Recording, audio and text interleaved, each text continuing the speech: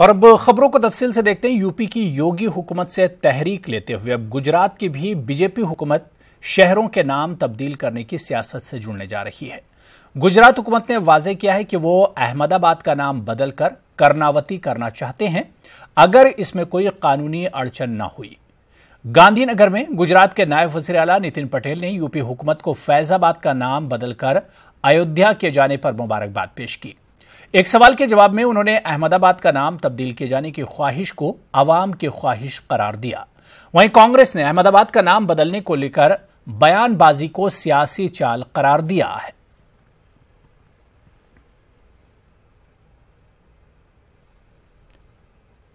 उधर अहमदाबाद के मणिनगर में हिंदू शिद्दत पसंद तंजीमों की जानिब से ईसाई समाज की जानिब से मुनक्किदा एक प्रोग्राम की मुखालफत की जा रही है। प्रोग्राम के मुंतजमीन के मुताबिक यह कोई मजहबी प्रोग्राम नहीं है बल्कि मकामी ईसाई समाज के लोगों का इज्तिमा है और प्रोग्राम में केरल के सैलाब के महरूकीन को खराज अकीदत पेश किया जाएगा।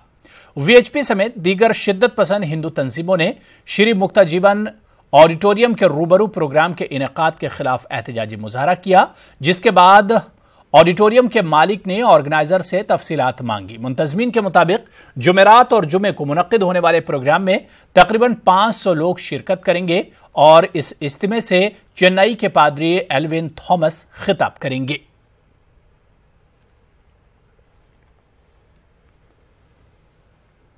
बाबरी मस्जिद राम जन्मभूमि के मसले का हल आपसी समझौते या अदालत के जरिए हल करने की वकालत करने वाले अखिल भारतीय अखाड़ा परिषद ने अब यू टर्न ले लिया है। अखाड़ा परिषद ने विश्व हिंदू परिषद का मौकिफ इख्तियार करते हुए राम मंदिर के लिए कानून बनाए जाने का मुतालबा किया है। अखाड़ा परिषद के सदर महेंद्र नरेंद्र गिरी ने कहा कि राम मंदिर का मामला अदालत में जेर समात होने से मंदिर की तामीर में गैर मामूली ताखीर हो रही है। महंत नरेंद्र गिरी ने कहा कि अब राम मंदिर की तामीर कानून के जरिए ही मुमकिन है। अखिल भारतीय अखाड़ा परिषद शुरू से मांग कर रहा है कि पार्लियामेंट में कानून बनाइए, जल्दी संसद बुलाइए, कानून बनाइए और राम मंदिर बनाने का मार्ग जो अवरुद्ध हो रहा है उसको दूर करिए। ये बात आरएसएस के प्रमुख भागवत जी ने भी कहा है, यही बात विश्व हिंदू परिषद के लोगों ने कहा है, यही बात अखाड़ा परिषद कह रही है, यही बात सारे संत महात्मा कह रहे हैं। ताल कटोरा में जो संतों की एक बैठक हुई थी यही बात वो कह रहे हैं। तो सारे संत यही कह रहे हैं कि अब आप कानून बनाइए, राम मंदिर बनाइए। खबर कर्नाटक से है, जहां कांग्रेस के लीडर उबैदुल्ला शरीफ और वक्फ बोर्ड के 2 अफसरान के खिलाफ लोकायुक्ता में शिकायत दर्ज हुई है। समाजी कारकुन मोहम्मद जुल्फिकार अली ने उबैदुल्ला शरीफ, वक्फ बोर्ड के अफसरान नुसरत बेगम और सलाहुद्दीन के खिलाफ लोक आयुक्त में शिकायत दर्ज की है।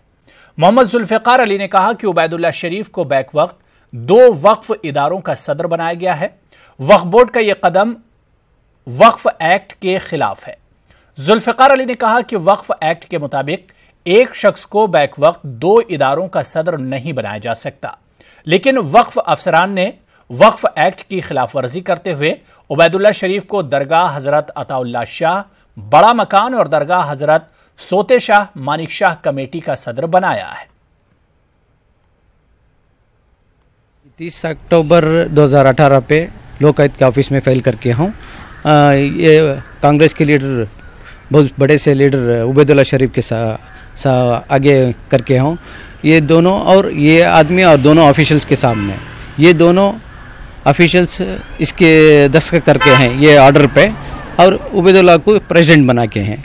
दरगाह हजरत अताउल्लाह शाह और नबी शाह बड़ा मकान के प्रेसिडेंट बना के हैं, और हजरत सोते शाह और मानिक शाह मकान पे उसके प्रेसिडेंट बना के हैं। ये वक्फ एक्ट के अगेंस्ट है, ये एक्ट अगेंस्ट से बना के हैं, और गवर्नमेंट ऑर्डर है, इनको नहीं बनाना करके ऑर्डर गवर्नमेंट देखें, फिर भी ये लोग वक्फ बोर्ड में बना के हैं। गुलबर्गा में एक ही फिरके के 2 ग्रुपों के दरमियान जारी मजहबी तनाजा कानूनी लड़ाई की शक्ल ले चुका है। पुलिस ने ग्रुप के सरबराह को तहवील में लेकर पूछताछ करके रिहा कर दिया।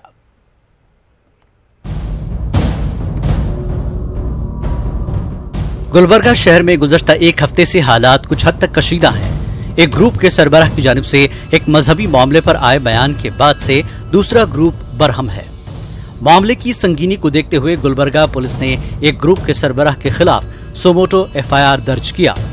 ताल्लुक का जो रजिस्टर हुआ था उनके इंक्वायरी के लिए और उनका स्टेटमेंट लेना और इन्होंने कौन से कॉन्टेक्स्ट में वो बात बोला था या क्या सच में वो दंगा फसाद के लिए हुआ था या फिर इन्होंने कुछ और कॉन्टेक्स्ट में वो बात बोला था, ये जानने के लिए और ये इन्वेस्टिगेशन करने के लिए उनको आज हमने कस्टडी में लेके 3 घंटे 3.5 घंटे करीब हुआ है अभी इंक्वायरी और चले गए इन्वेस्टिगेशन। टाइप का सेक्शन है 153A IPC, तो उसके हिसाब से हम अभी FIR किए हैं और कल कुछ लोग आके और दूसरे भी सेक्शंस डालने के लिए रिक्वेशन दे रहे थे। उनका भी अगर किसी को और भी चीज़ें हैं वो आके स्टेटमेंट दे सकते हैं या उनका जो राय है वो भी हमारा इन्वेस्टिगेटिंग ऑफिसर के सामने दे सकते हैं। SP N शशि कुमार के मुताबिक पुलिस इस मामले की मुख्तलिफ जावियों से तहकीकात कर रही है। तहकीकात मुकम्मल होने के बाद आगे की कार्रवाई की जाएगी। वीडियो आप सब भी देखे होंगे, अगर वो वीडियो का लीगल ओपिनियन लिया जाएगा क्योंकि उसमें जो बातें कहा गया है वो कैसे ऑफेंस के दायरे में आएगा या क्या क्या सेक्शन लगा सकते हैं, इस पर हम लीगल ओपिनियन देंगे। यहाँ ये बात काबिल जिक्र है कि मजहबी जज्बात को ठेस पहुँचाने का इल्जाम आयद करते हुए एक ग्रुप दूसरे ग्रुप के सरबराह से माजरत ख्वाही का मुतालबा कर रहा है, तो वहीं दूसरा ग्रुप इस मामले में मुसलसल खामोशी बनाए हुए है। न्यूज़ 18 उर्दू के लिए गुलबर्गा से जवाद मीर की रिपोर्ट। मुजाहिद आज़ादी हजरत टीपू सुल्तान का यौम पैदाइश करीब आते ही कर्नाटक में खूब सियासी रोटियां सेकी जा रही हैं। बीजेपी खुलेआम टीपू जयंती की मुखालफत कर रही है, तो दूसरी तरफ सेकुलर पार्टियों के रवैये पर भी नाराजगी का इजहार किया जा रहा है। देखिए। कर्नाटक में 10 नवंबर को मुजाहिद आज़ादी हजरत टीपू सुल्तान का यौम पैदाइश सरकारी सतह पर मनाया जाएगा, लेकिन इस अजीम शख्सियत पर गुज़िश्ता चंद दिनों से खूब सियासत देखने को मिल रही है। बीजेपी ने एक बार फिर एहतजाज की धमकी दी है। बीजेपी की इस धमकी पर कर्नाटक के वज़ीर आला HD कुमारस्वामी ने कहा कि अगर टीपू जयंती मनाना पसंद ना हो तो बीजेपी के लीडर घर में रहे, इस सिलसिले में एहतजाज न करें। ಹೇಳಿಕೆ ಬಿಜೆಪಿ ನಾಯಕರು ಕೊಡೋದು ಬೇಕಿಲ್ಲ, ನಿಮ್ಗೆ ಇಷ್ಟ ಇಲ್ವಾ ಗೌರವವಾಗಿ ಮನೆಯಲ್ಲಿದೆ, ಪ್ರತಿಭಟನೆ ಯಾತಕ್ಕೆ ಮಾಡ್ತೀರಿ ನೀವು? ಪ್ರತಿಯೊಬ್ಬರಿಗೂ ಅವರವರದೇ ಆದಂಥ ಈ ಒಂದು ಪ್ರಜಾಪ್ರಭುತ್ವ ವ್ಯವಸ್ಥೆನಲ್ಲಿ ಆಚರಣೆ ಮಾಡ್ತಕ್ಕಂಥದ್ದಕ್ಕೆ ಮುಕ್ತವಾದ ಅವಕಾಶಗಳು ಈ ದೇಶದ ಸಂವಿಧಾನದಲ್ಲಿ ಕೊಟ್ಟಿದ್ದಾರೆ ಡಾಕ್ಟರ್ ಅಂಬೇಡ್ಕರ್ ಅವರು, ಅದಕ್ಕೆ ನಿಮ್ಮ ವಿರೋಧ ಯಾತಕ್ಕೆ? ಆದ್ದರಿಂದ ಇದನ್ನು ಸಂಪೂರ್ಣವಾಗಿ ನಾವು ವಿರೋಧ ಮಾಡ್ತೀವಿ ಮತ್ತು ಯಾವುದೇ ಕಾರಣಕ್ಕೂ ಇದನ್ನ ನೀವು ಮಾಡಬಾರದು, ಮಾಡಿದರೆ ನಾವು ಪುನಃ ಹೋರಾಟ ಮಾಡ್ತೀವಿ ಅನ್ನುವಂಥ ಎಚ್ಚರಿಕೆಯನ್ನು ನಾನು ಕುಮಾರಸ್ವಾಮಿ ಅವರಿಗೆ ನಾವು ಕೊಡ್ಲಿಕ್ಕೆ ಬಯಸ್ತೇವೆ।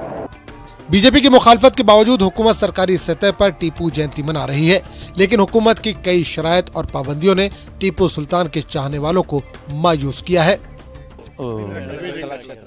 ರವೀಂದ್ರ ಕಲಾಕ್ಷೇತ್ರ ತಪ್ಪು, ಸರ್ಕಾರದವರು ಭದ್ರವಾಗಿ ಬ್ಯಾಂಕ್ವೆಟ್ ಹಾಲ್ನೇ ಮಾಡಬೇಕಾಗಿತ್ತು। ಹೋದ ವರ್ಷ ಮಾಡಿದ್ದಾರೆ, ಅದ್ರ ಹಿಂದೆ ವರ್ಷ ಮಾಡಿದ್ದಾರೆ, ಈ ವರ್ಷ ಅಲ್ಲಿಂದ ಬದಲಾವಣೆ, ಅದಾದಮೇಲೆ ಇನ್ನೆಲ್ಲ ಆಗ್ತಾರೋ ಗೊತ್ತಿಲ್ಲ। ಸರ್ಕಾರ ಬಹಳ ಗೌರವವಾಗಿದೆ, ಪ್ರಾಮಾಣಿಕವಾಗಿ ನಡ್ಕೊಳ್ಬೇಕು। सारे लोग ऐसे हैं जो एक कम्युनिटी की दुश्मनी में उनके राजाओं को, उनके रूलर्स को बहुत ज़्यादा बिगाड़ के पेश करते हैं, तो ऐसा नहीं होना चाहिए। यही हो रहा है और इसी का विक्टिम हज़रत टीपू सुल्तान रहमतुल्लाह अलैह भी बन गए हैं। जब इस मौके पर हम जबकि टीपू सुल्तान जयंती मना रहे हैं, इन सारी बातों को सामने लाना चाहिए और कर्नाटक में हिंदू मुस्लिम इत्तेहाद, यकजहती और आपस में अंडरस्टैंडिंग की बात होना चाहिए। वादे की सिक्योरिटी की वजह बताकर हुकूमत ने टीपू जयंती के इनेकाद के सिलसिले में कई शराइत पेश की हैं। कहीं भी जुलूस निकालने की इजाजत नहीं होगी, खुले मैदान के बजाय ऑडिटोरियम में ही तकरीब मुनक्किद होगी, तकरीब की जगह ही बैनर लगाना होगा। इस तरह की शराइत से टीपू सुल्तान के मद्दाहों में मायूसी भी देखने को मिल रही है। न्यूज़ 18 उर्दू के लिए बेंगलुरु से रऊफ अहमद हल्लूर की रिपोर्ट। और बात करेंगे दिवाली और आपसी भाईचारे की।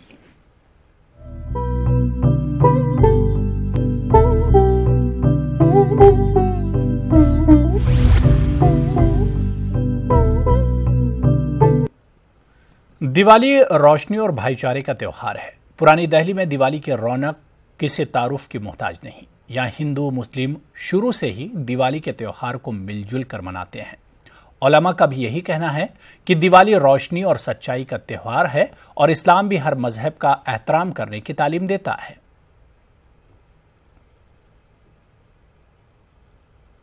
भारत की ये एक विशेषता है कि सब लोग प्यार से रहते हैं, अब दिवाली के मौके पर गिफ्ट लेना देना, एक दूसरे को शुभकामना देना, मैसेज भेजना, ये बराबर चल रहा है। हमारे पास भी हमारे जो नॉन मुस्लिम भाई होते हैं वो भी आते हैं, हम भी उनको मुबारकबाद देते हैं और दोस्त हैं। तो ये त्यौहार बहुत अच्छा त्यौहार है और रोशनी का त्यौहार है, सच्चाई का त्यौहार है। हिंदू भाई यहाँ पर बहुत अच्छी दुकानदारी खरीदारी करने आते हैं और दिवाली पे हम ये ट्रे लाए हैं और आपका ये दिल हार्ट बना हुआ है, कैरी बना हुआ है, इसी तरह के गिफ्ट बहुत आइटम है जो यहाँ चल रहे हैं। कैसी दिवाली बनाई जाती है? दिवाली बढ़िया बन रही है इस टाइम पर, ऊपर वाले की दुआ से। कोई नहीं बात है कि कोई हमें मना कर रहा हो और कोई दिक्कत आ रही हो, और पुलिस का पूरा सपोर्ट मिलता है, हमें हेल्प मिलती है उनसे। मुस्लिम भाई की तो सपोर्ट है ही है और साथ में पुलिस की भी सपोर्ट मिलती है हमें लोगों को। नहीं, पुरानी दिल्ली में ऐसी कोई बात नहीं है। पुरानी दिल्ली गंगा जमुना तहजीब के अंदर आता है, ऐसा यहाँ कुछ नहीं है। यहाँ लोगों में उसी तरह भाईचारा है। जो कुछ लोग हैं जो फिरका परस्ती को इस तरह की हवा देते हैं, पुरानी दिल्ली में ऐसा कुछ नहीं है। पूरी दुनिया में गंगा जमुनी तहजीब की अलामत माने जाने वाले इलाहाबाद में कौमी एकता की दिवाली बड़ी धूमधाम से मनाई जाती है। दिवाली के मौके पर समाज के तमाम तबके के अफराद एक साथ जमा होकर शमा रोशन करते हैं। इलाहाबाद के मकामी स्टेडियम में जब लाखों शमें एक साथ रोशन होती हैं तो तारे जमी पर होने का एहसास कराते हैं। देखिए रिपोर्ट।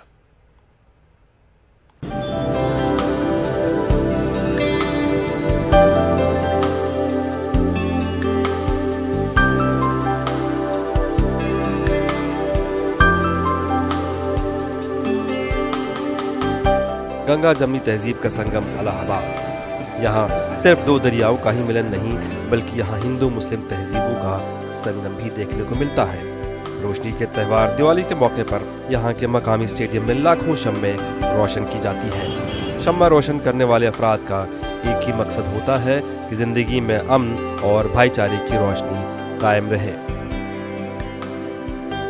कि यहाँ पे कल्चर एक्सचेंज और भाईचारा, गंगा जमुना की तहजीब, जो गंगा जमुनी तहजीब है उसका पूरा पालन हो। और यही चीज़ यहाँ देखे होंगे आप कि सारे लड़के किस जात के किस धर्म के कोई नहीं जानता, लेकिन सब दौड़ दौड़ के दिया जला रहे हैं। गर्च रोशनी की यह तकरीब महकमा खेल की तरफ से की जाती है, ताहम दिवाली के मौके पर शम्मा रोशन करने वालों में समाज के सभी फिरके के अफराद शामिल होते हैं। ऐसा लग रहा है जैसे लाखों तारे एक साथ स्टेडियम में उतरकर चले आए हैं। सारे बच्चों ने बहुत मेहनत की है इस चीज़ के लिए और वो ये मैसेज देना चाहते हैं इसके थ्रू कि सभी लोग इक्वल हैं, सब बराबर हैं। सब खिलाड़ी एक साथ इंटरनेशनल से लेके जनपद स्तरीय तक volleyball, cricket, javelin, athletics, badminton, ऐसे हर तबके के खिलाड़ी यहाँ आकर एक साथ दीपावली मनाएं। आप खुद ही देख सकते हैं कि इतनी हज़ारों संख्या में दिए, कैंडल्स जले हैं, क्रैकर्स की, पटाखे की शो बहुत हर्षोल्लास के साथ सब लोग एक साथ मना रहे हैं। सबको बहुत बहुत दीपावली की शुभकामनाएं। दिवाली का मौका हो और मिठाई का जिक्र न हो, ऐसा हो ही नहीं सकता। स्टेडियम में जहां एक तरफ लाखों शम्में रोशन की जाती हैं, वहीं मिठाइयों की मुख्तलिफ किस्मों के साथ दिवाली की खुशियों को दो चंद किया जाता है। कौमी एकता की ये दिवाली रोशनी के साथ साथ लोगों में मिठास भी तकसीम करती है। न्यूज़ 18 उर्दू के लिए इलाहाबाद से मुश्ताक आमिर की रिपोर्ट। अहमदाबाद के शाह आलम इलाके में मौजूद हजरत शाह आलम की दरगाह को कौमी इत्तेहाद की अलामत समझा जाता है। इसीलिए हर दिन बड़ी तादाद में हिंदू मुस्लिम अकीदत के साथ अपनी मन्नतों को लेकर सरकार की दरगाह में हाजिरी देते हैं। आज दिवाली है, ऐसे में आज बड़ी तादाद में बिरादरान वतन शाह आलम दरगाह में हाजिरी देने के लिए पहुंचे और चादर चढ़ाकर मन्नतें मांगी। इस मौके पर मुल्क में आपसी भाईचारे के फरोग के लिए दुआ मांगी गई।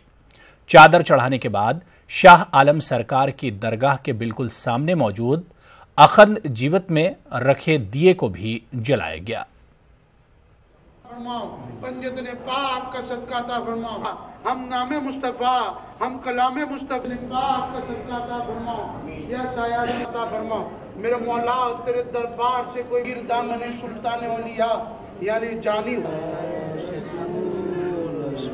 हिंदुस्तान के जैसे बादशाह हुजूर गरीब नवाज के बाद शाह आलम सरकार का नाम आता है, जो कौमी एकता के प्रतीक है। यहाँ पर हर धर्म के लोग आते हैं, हिंदू, मुसलमान, सिख, ईसाई, बड़ा त्यौहार का दिन है। जैसे अपनी ईद होती है, आज इनकी दिवाली है, जहाँ पर जैसे आज आपने देखा हमारे जय किशन भाई आलू वालिया यहाँ पर आए, दुआएं मांगी, चादर चढ़ा के, दिए जला के। जी आज दिवाली का दिन है, जैसे तो हिंदू आस्था के मुताबिक मंदिर में पहले हम लोग जाते हैं। तो सुबह हम मंदिर जाके आए हैं, फिर शाह आलम के दरबार में भी आए हैं, वहाँ अपना सर टेकने और दुआएं मांगने। जैसे बाबा हमारे साथ खड़े हैं, उन्होंने हमारे लिए दुआ मांगी है और वो दुआ अंदर कबूल हो गई है हमारी। काफ़ी टाइम से यहाँ आते हैं और बहुत अच्छा लगता है यहाँ आके, मन में एक शांति जैसा महसूस होता है। दिवाली हो के रमज़ान हो, अभी तो सब कोई भी त्यौहार हो सब साथ में एंजॉय करते हैं। और अभी पहले जैसा नहीं है कि भाई दिवाली हिंदुओं का त्यौहार है, अब तो मुसलमानों का त्यौहार हो गया। अभी तो पूरे गुजरात में दिवाली और रमज़ान ईद दोनों का त्यौहार सब साथ में मनाते हैं। भोपाल के 4 रोज़ा आलमी तबलीगी इज्तिमा के इनेकाद में मुश्किलात का सामना है। 26 नवंबर को आलमी तबलीगी इज्तिमा का इख्तिताम इज्तिमाई दुआ के साथ होगा, लेकिन इसी दिन MP असेंबली इंतखाबात की तशहीर का आखिरी दिन होने से इज्तिमा में शामिल होने वाली जमातों के सामने आमदोरफ्त को लेकर गाड़ियों की फराहमी की मुश्किलात सामने खड़ी हो गई हैं।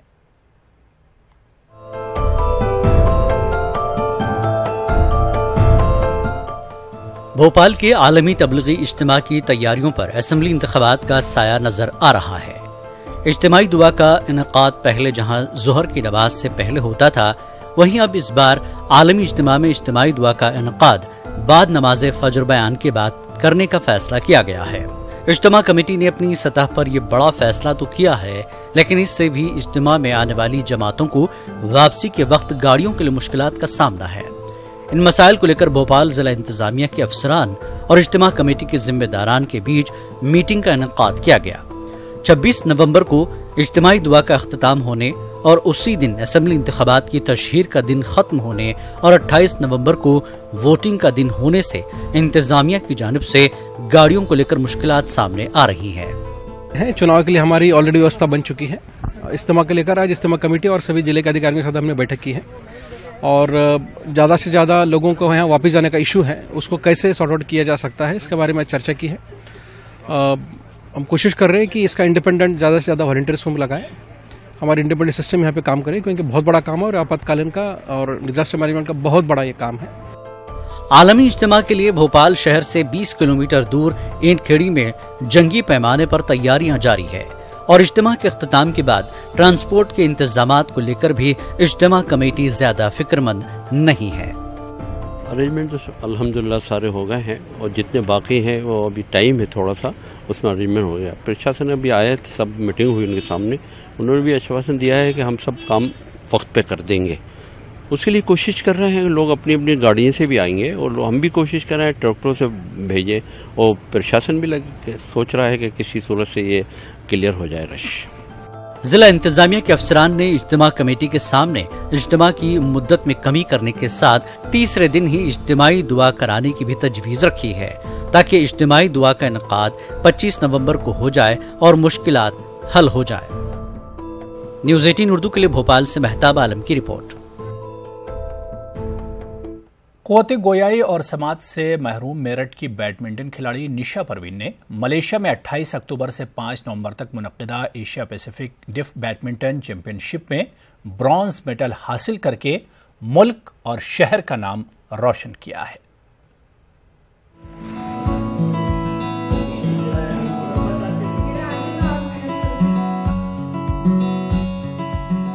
निशा परवीन पैदाइशी तौर पर क़ुव्वत गोयाई और समाज से महरूम है, लेकिन इसमें बला की सलाहियत मौजूद है। इसने अपनी कामयाबी में इस उज़्र को आड़े नहीं आने दिया। निशा ने अपने जज्बे और अनथक मेहनत से आलमी सतह के अपने पहले मुकाबले में मेडल हासिल करके अपने जैसे दूसरे बच्चों के लिए एक नजीर पेश की है। उनकी बहन हमारे साथ हैं यहाँ पे जो बता सकती हैं क्या कितनी खुशी आप लग रहा है कि क्या कहना चाह रही हैं? ये बहुत खुश है, कितनी मैं बहुत खुश हूँ कि मैं यहाँ तक पहुँची हूँ। मेरा बहुत मेहनत है यहाँ तक पहुँचने की। मैं आगे इंडिया के लिए गोल्ड लेकर आऊँगी। अब जो ऐसे बच्चे हैं जो बोल नहीं सकते, सुन नहीं सकते, वो उनकी कोई वैल्यू नहीं है। उन्हें बराबर इक्वल करना चाहती हूँ ताकि उन्हें लोग पूछ सकें। ये कह रहे हैं कि जो ऐसे बच्चे हैं मैं उनके लिए हेल्प करूँगी उनकी, और उनके साथ उन्हें आगे बढ़ाने की कोशिश करूँगी जो ऐसे और हैं जो खेल रहे हैं यहाँ। निशा के वालिदैन और उनके करीबी रिश्तेदारों ने निशा के हौसलों को कभी टूटने नहीं दिया। ये जाती थी, करती थी, तो बहन को थोड़ा सा हौसला मिला कि हाँ कुछ है, कि ये बेकार नहीं है बच्चे, ये लाइफ में कुछ करेंगे और नाम करेंगे, और आज इन्हें करके दिखा दिया। निशा जैसे बच्चे कुदरती तौर पर सुनने और बोलने में माजूर ज़रूर हो सकते हैं, लेकिन इनमें सलाहियत की कोई कमी नहीं होती, और ये चीज़ निशा परवीन ने साबित करके दिखा दी है। उम्मीद यही है कि इस तरह के बच्चों को भी वो हौसला, वो मदद मिले ताकि ये अपने को बैनुल अक़वामी सतह पर भी साबित कर सकें। कैमरा पर्सन वसीम अहमद के साथ तंजीर अंसार, न्यूज़ 18 उर्दू, मेरठ। और अब देखिए आज का बेसाख्ता। आदाब।